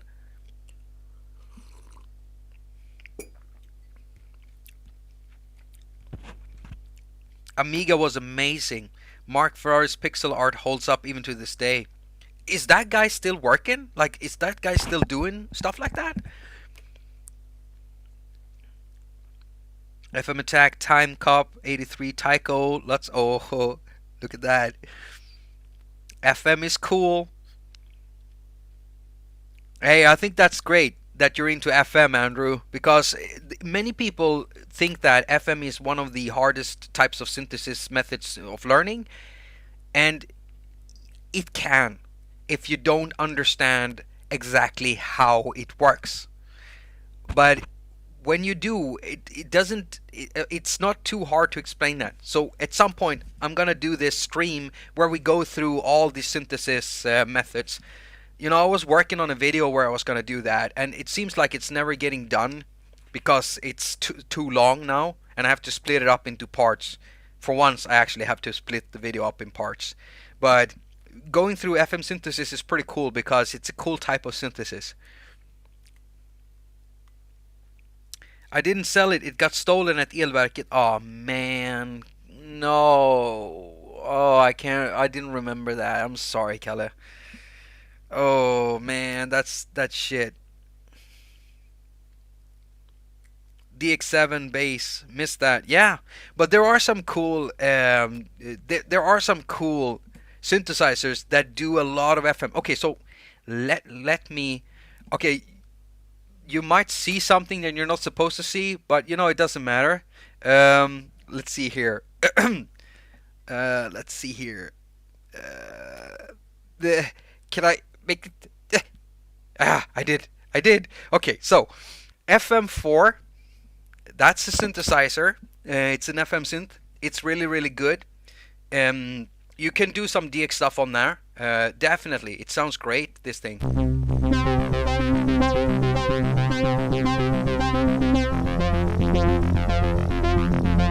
Listen to that sound.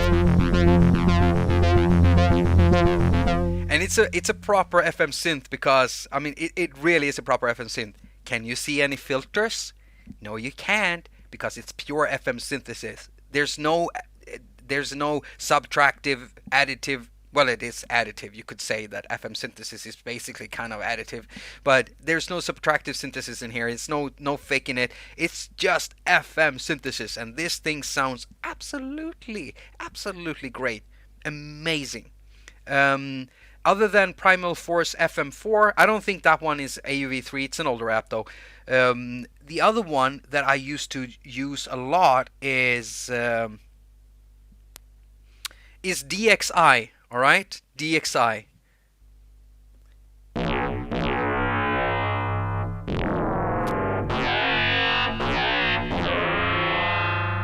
This one is amazing too. And you can reroute the way that the operators are routed. Same thing in Primal Audio's FM4.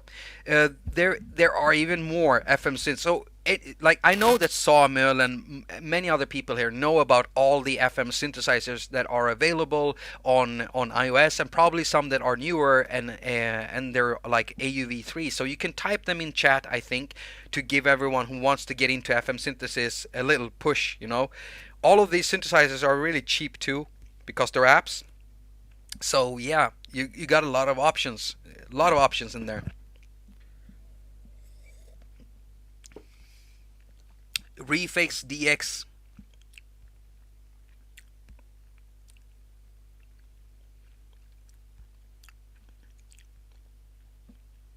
Stylus from Image Line is the most fun FM synth I've used. All right. Image Line, isn't that the ones that make Fruity Loops, right? Because back in the day when I was using desktop computers, when I was beat making, I was always using Fruit Loops. And I've used Fruit Loops for a long time, okay? The first version of Fruit Loops I used, it didn't have any of the things that you see today. Nothing. It was one thing. It was one block like this that opened up, and it was just a step sequencer, and that's all it was. Nothing else. That's how it started out. I used that to make a lot of drum sounds, and not drum sounds, but I used that to make a lot of uh, jungle and drum and bass stuff. And yeah, I just love that app. It's come a long way. Citrus is also Fruit Loops. Yeah, it is. Citrus also, and that has also come a long way.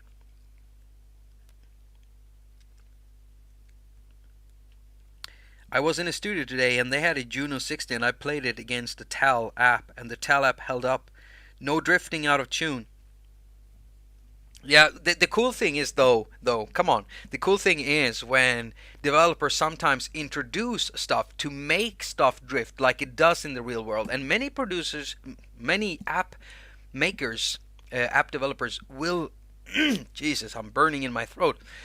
Many app developers will introduce stuff to make just oscillators and filters feel analog by having them drift just the slightest.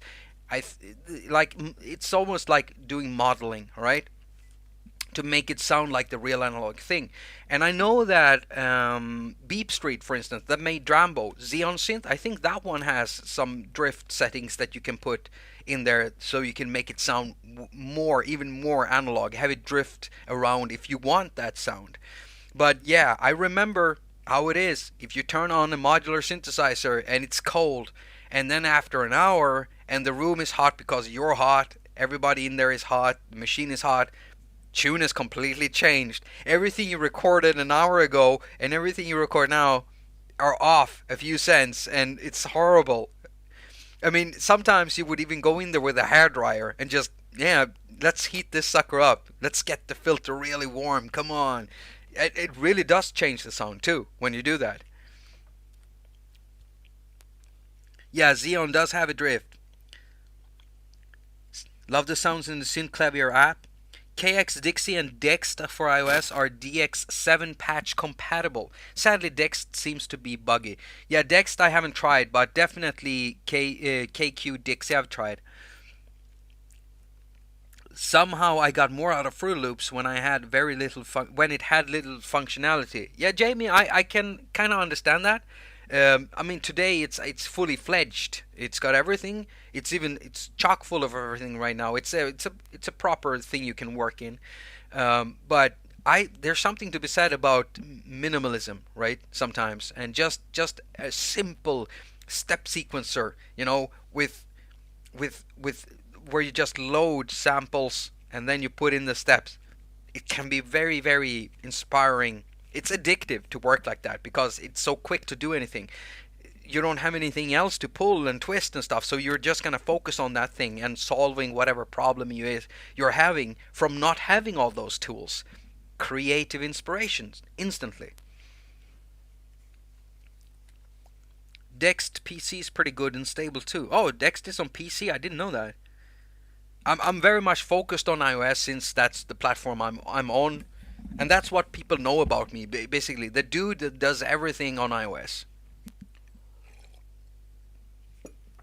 Oh, I'm so thankful to my partner for coming in with the tea and the milk and everything. Oh, I'm very lucky. I'm very lucky. I know that.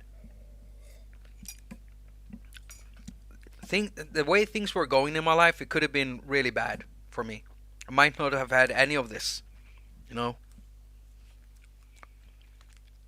Guys, I'm out. Okay, Omanji. So have a good evening, Omanji. I mean, we're on the same time, I know. So have a good evening and have fun fingering all of your stuff, like always. See you in the next stream, if you can, of course. Open source, and we love open source. Another thing that is, I think it is open source, is Sunvox. Sunvox is available on multiple platforms, made by Alexander Zolotov. It's a great app. It's got talking about trackers earlier. I think it was Ed or someone mentioning that. It's got a tracker in there. It's a modular synthesizer. It's pretty cool. It can do so many things, and it's got an open source. You can run it in a kernel mode on an old what do you call it? On a Pi Zero if you want that. Have it boot up like the Sunvox synth only. It takes a bit of time to compile though, and I know almost nothing about that, so I don't even know how to rewrite a kernel on a CPU. No idea, no idea. So you can do that. And another app that is available on every platform is Caustic, and Caustic is old but awesome. And it's actually one of the first gadget type apps. And it's one of the most on iOS if you get it.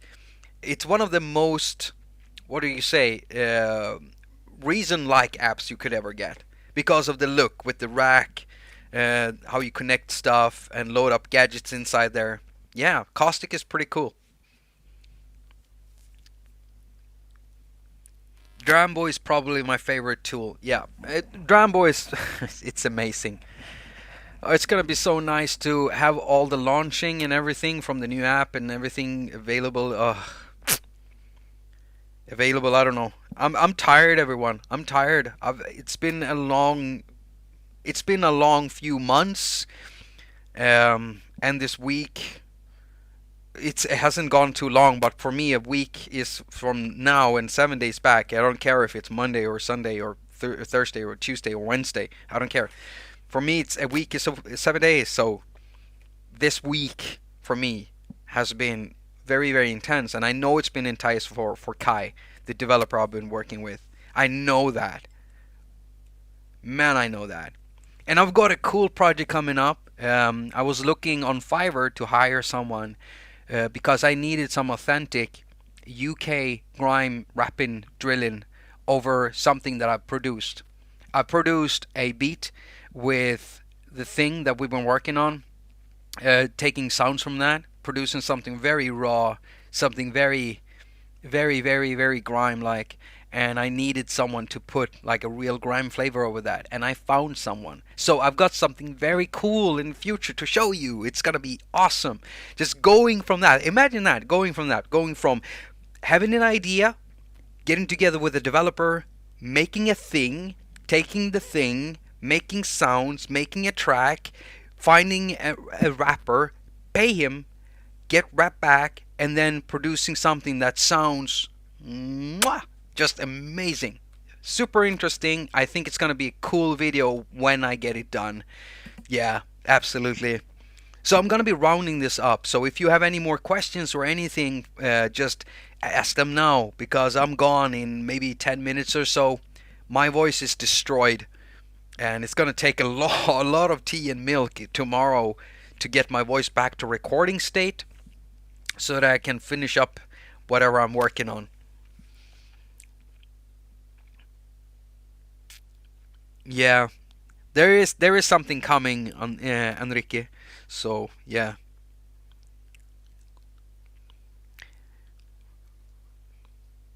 Yeah, I'm working with Kai. Yeah, I'm working with Kai Aras. Me and Kai have become very, very. I become friends with a lot of developers. Me and Kai have become very close friends, and so I'm gonna have to be like very, very clear about that every time I talk about one of Kai's apps, so that people know that I'm actually a very good friend with him. And there's been so much happening during the development process in his life. Yeah, I thought that this project would take another year because of some stuff that happened and things. So it's yeah, stay tuned for the release of whatever we're working on. Stay tuned for the tutorial coming out for that. And then after that, I have to finish up the documentary about the making of an app. And also after that, the making of an app, a track, getting a rapper, and making a song and publishing it. Yeah, it's gonna be super interesting. I got lots of good content coming out. So, ooh, ah, wow, what an amazing experience all of this has been. I'm so taken aback by it all. I can't even believe everything that's happened over these years. I started at this table 7 years ago, at this table, I wrote my first blog post on a blog called haQ. I had a few readers, and it quickly gained some readers. So I actually had quite a few numbers of readers every day. 6 months after that, I started the channel, and I made some some videos that aren't on the channel anymore because they're not that good. But my first haQ episode is still there, and it's about me explaining some vocal synthesis in Propelled's Thor, and it's a short video. And someone said, "Oh, I wish that he explained more about the synthesis part." And the next video I did was an in-depth breakdown of the Am Thor patch. The synth is literally saying "I am Thor" when you press down a key, which is awesome because it doesn't have any vocal synthesis like a speech engine in there. It's done with pure synthesis, vowel filter, and noise. Wow, what a patch. I asked when I went over to Propellerhead, because their offices are here in Stockholm. I've been there several times, and when I talked to them, I asked the guy who was working with Figure and Propellerhead back then, which was Kalle.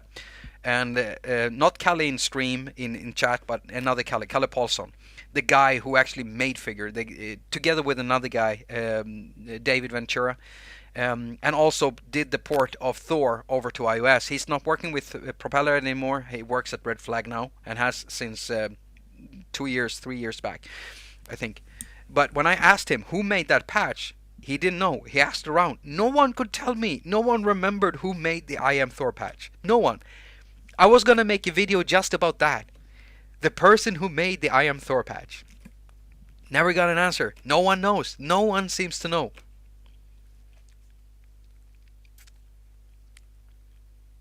I think the Pocket Operator sample packs were my intro to haQ. Really? Wow, Joey, that's pretty cool. That's pretty cool. So that's how you discovered me, through the Pocket Operator stuff. Wow. Well, maybe a lot of people have discovered me through the Pocket Operator stuff. I wonder what they're gonna make next. What is the next series gonna be? Latest one was the Metal series, and then of course they made some special ones, the pink one I think, and then they made the Rick and Morty one, which I almost bought because I'm a Rick and Morty fan. I'm just am. Rick and Morty is just, I'm pickle rich, bitch. Come on, come on now. Who doesn't like Rick and Morty? It's cartoons for smart people. I didn't say that. I'm quoting someone. I can't remember who it was. Might have been a YouTuber or something.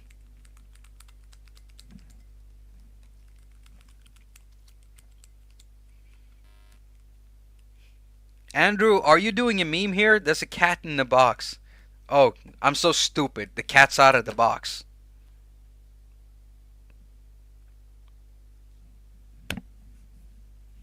That's what it means, of course.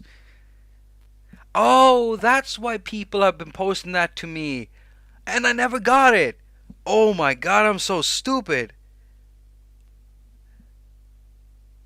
I'm actually dumb. I never thought about that. I'm so dumb.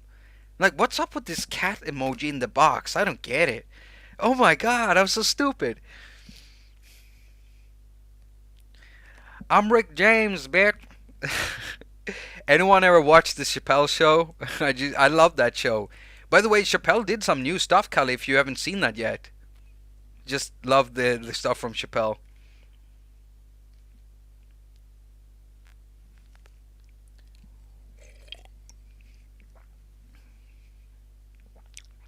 Oh, you didn't like it, Enrique?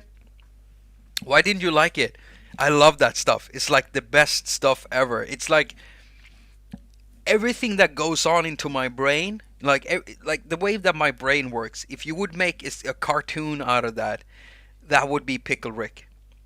Like literally the whole episode about Pickle Rick. That's my brain on a regular basis. Not on drugs, just the way that my brain works. Like the Pickle Rick episode. It's just, if you've never seen it, I know you don't like it, but still, just if you want to know what goes on in my brain, go watch the Pickle Rick episode. And if you don't understand it afterwards, don't worry, no one else does. No one else ever did. It's what makes me wonder why my partner likes me. Because I'm a disturbed person. I'm very, very weird. You got a dab on me, Andrew? You got a dab on me? You got a dab on me?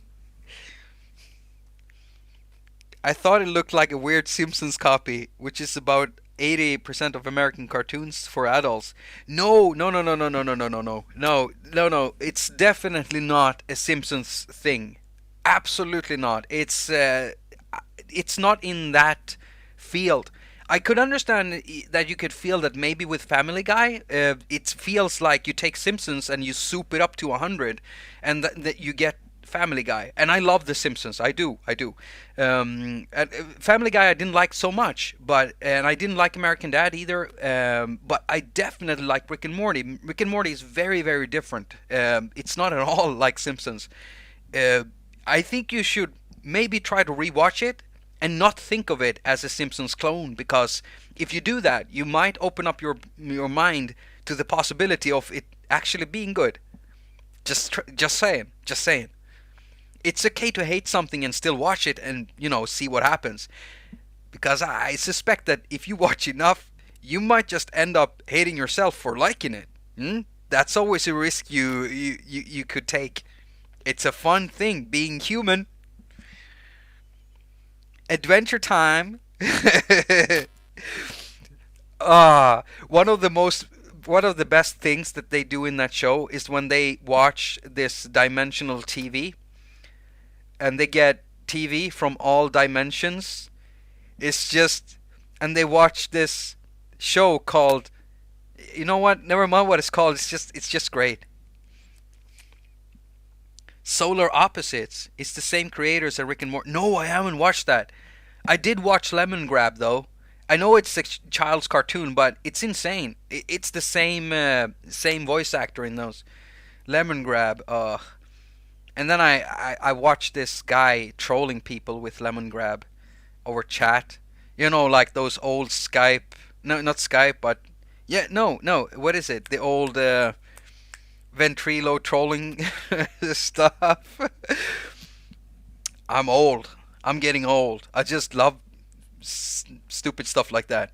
Or gamers trolling others in chat, a little bit. When you record someone's voice, you play it back, you chop it up and you make it sound really weird. Make them say stuff they're not saying. I think that's funny. That's funny. Unless it happens to me, of course, then it's not funny. That's just goddamn annoying, right? Isn't that how we work? We humans, it's okay to laugh sometimes, but as soon as it's happening to you, oh, you get mad. I'm getting mad now. You better not be doing that to me. It's like South Park with a wasted old guy. Oh, there's one thing. I never liked South Park when I was younger. And my partner, she's actually gotten me to consider rewatching it to see if I do, because I I probably will like it today. So I'm gonna try to rewatch that if I can find it somewhere to stream it. I don't know if Amazon Prime might have it or something. I don't know. I hope that some of these network channels have it so I can just rewatch that thing. Raunchy Simpsons Time Dimensional Travel. Oh, that's a good one. I've never seen the show, just some ads and heard the reputation. Oh, Enrique, Enrique. If you get a chance to watch it, you should. You're gonna understand why some people that don't like Family Guy, for instance, why they like that show. There's two types of viewers usually that likes those. I'm not saying that either is right or wrong. It's just some of us like watching some things, and I've noticed that a lot of creative people like watching Rick and Morty because it is quite creative and insane and kind of smart and dumb at the same time. And it's just whatever you're gonna watch, you're not gonna expect what you're gonna see. That I can tell you that. So yeah, you got the wrong idea about it. I can't be sure. I don't know you, Enrique, but just give it a try. Second pronunciation. How about this, Rafael? Is that good? Is that a good pronunciation? See, I hope so. I've been watching a lot of Narcos on Netflix. I've been watching that. That's basically how I'm learning Spanish. It's stupid. I know. I mean, I'm gonna end up sounding I'm gonna end up sounding like a drug runner in a show if I talk like that. I know that.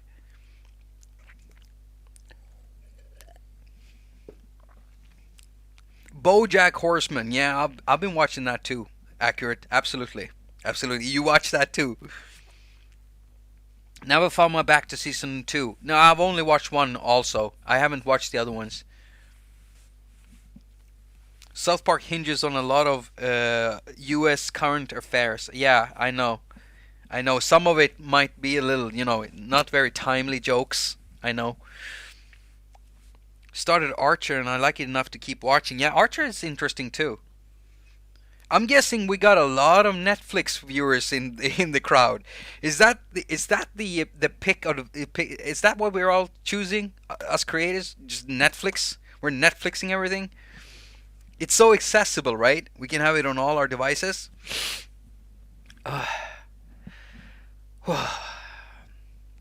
Right, I'm gonna have to end my stream. This is not working for me. I gotta end it. My voice is spent. I'm sorry, everyone. So,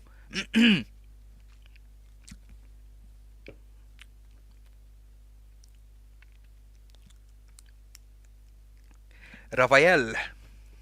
I think that could be something. Rafael.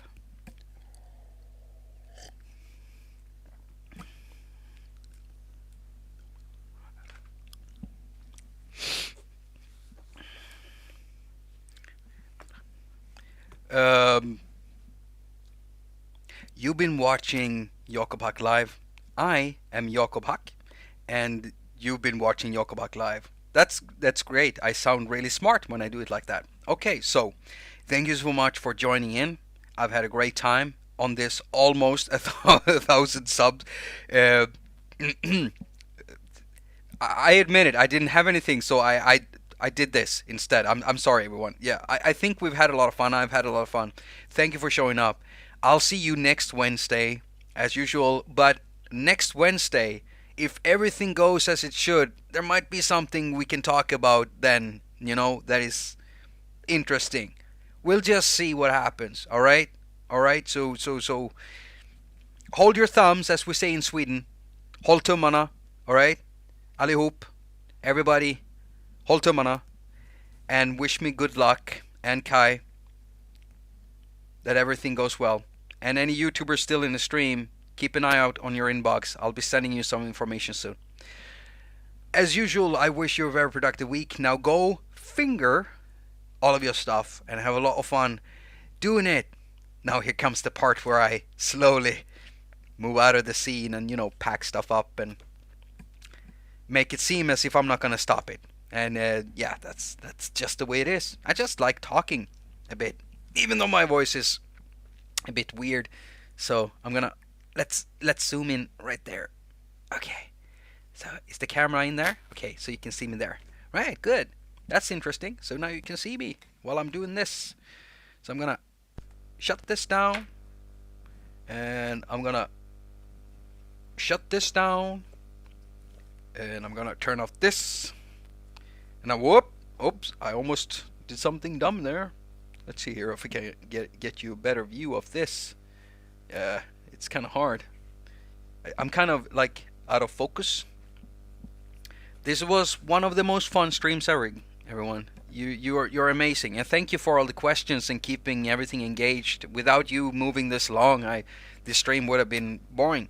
That's the way it is. I mean, I do sometimes really. I am so impressed by radio hosts that can keep their stuff going. Even if they don't have people calling in or anything, they go and go and go and go on and go on. I'm so impressed by that. It's a skill, It's a skill to do that. Right? Yeah, that's good. Make sure you check out all the other channels that have been popping in and out, like Mobile Music Pro, like Davy Pooh, the Music Minstrel, Jamie Malander, We got people like Beatmakers the Squad is also beat making channel. Yeah, we got, y'all know Doug Woods already. Yeah, everybody knows Doug Woods. We got Doug Woods also.